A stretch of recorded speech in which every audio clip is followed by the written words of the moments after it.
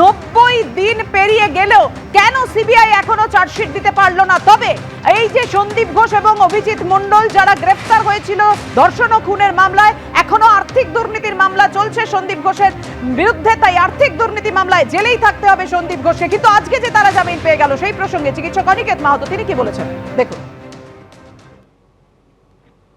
শুরু থেকে যেটা বলেছিলাম যে সিবিআই এসছে মানে বিচার পেয়ে গেছি, এরকমটা নয়। তাহলে রাজনৈতিক এবং রাজপথের যে লড়াই, সেই লড়াই আমরা করেছিলাম।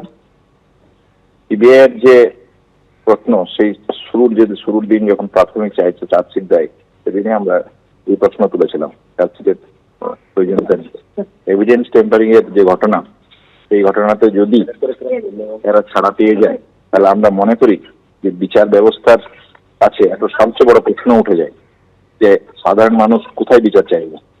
আজকে সর্বোচ্চ তদন্তকারীর যদি 90 দিনের পর চার্জশিট পেশ করতে না পারে, তাহলে তদন্তের যে দীর্ঘসূত্রিতার অভিযোগ আমরা করেছিলাম, সেই অভিযোগ সত্য প্রমাণিত হয়।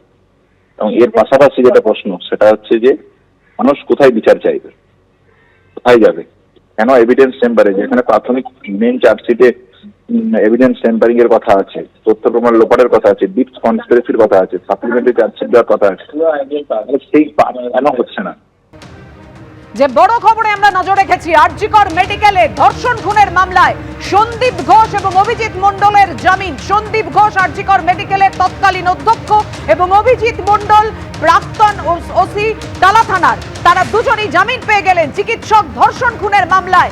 8ই আগস্ট মধ্যরাতে যে ভয়ঙ্কর নৃশংস ঘটনা ঘটেছিল চিকিৎসক ধর্ষণ খুনের ঘটনা, সেই মামলায় তথ্য লোপাটের অভিযোগের মামলায় জামিন পেয়ে গেলেন সন্দীপ ঘোষ এবং অভিজিৎ মণ্ডল। গ্রেফতারের 90 দিন পরেও সিবিআই চার্জশিট দিতে না পারায় দুজনের জামিন। কথা বলবো, দেখতেই পাচ্ছেন আপনারা আমাদের সঙ্গে দুই প্রতিনিধি রয়েছেন, প্রকাশ সিনহা এবং সৌভিক মজুমদার। প্রথমেই প্রকাশ, তোমার কাছ থেকে জানতে চাইবো আজকে ঠিক কি হলো আদালতে? সিবিআই 90 দিন পেরিয়ে গেলেও কেন চার্জশিট দিতে পারলো না, কি জানালো সিবিআই? দেখো, তোমাকে বলি, হিন্দিতে একটা ফ্রেজ আছে, খোদা পাহাড় নিকলি চুহিয়া। আমরা গত 3 মাস ধরে 90 দিন ধরে এই কোর্টে বারবার এসেছি, অন্তত 7 থেকে 8 বার আমরা দেখেছি। আমরা দেখে নেব সন্দীপ ঘোষের আইনজীবী। দাদা, আরে আসি, কোনো ইনভেস্টিগেশন নেই, কোনো এভিডেন্স নেই, অর্থাৎ তিনি কথা বলতে চাইছেন না। কোনো এভিডেন্স পাওয়া যায়নি, কোনো এভিডেন্স নেই এই ম্যাটারে।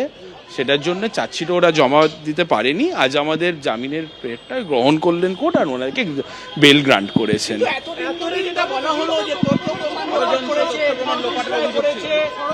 সোশ্যাল মিডিয়ার অ্যালিগেশন যে যা পেয়েছে বলে গেছে। সিবিআই ওটা সিবিআই এর, দেখুন, একটু প্রসিকিউশন থেকে একটু বেড়ে ওনারা প্রসিকিউশন করছিলেন বলে করেছেন। 4 দিনে 900 ঘন্টার ফুটেজ ওনারাও বোধহয় দেখতে পারেন না। একবার 9000 বলেছেন, তারপর বললেন 900, কোনটা ওটা ওনাদেরকে জিজ্ঞেস করুন আপনারা।